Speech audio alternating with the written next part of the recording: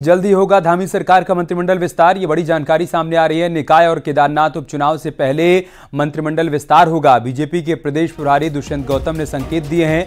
Cabinet विस्तार के साथ दायित्वों का भी जल्द ही बंटवारा किया जाएगा। कोर कमेटी की बैठक में मंत्रिमंडल विस्तार पर चर्चा हो चुकी है। इस बात के भी संकेत उनकी तरफ से दिए गए हैं।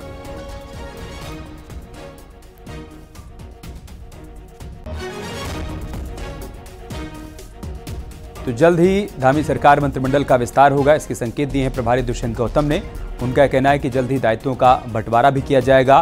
कोर कमेटी की जो बैठक हुई थी उसमें मंत्रिमंडल विस्तार पर चर्चा भी हो चुकी है। बहुत जल्द मंत्रिमंडल विस्तार देखने को मिलेगा। निकाय चुनाव और केदारनाथ सीट पर उपचुनाव से पहले ही मंत्रिमंडल विस्तार हो जाएगा। बीजेपी के प्रदेश प्रभारी हैं दुष्यंत गौतम, उनकी तरफ से संकेत दिया गया है। कैबिनेट विस्तार के साथ साथ दायित्वों का बंटवारा भी जल्द ही किया जाएगा। हमारे सहयोगी शैलेंद्र नेगी इस वक्त हमारे साथ जुड़ चुके हैं। आपके पास क्या जानकारी, क्या अपडेट इस खबर से संबंधित?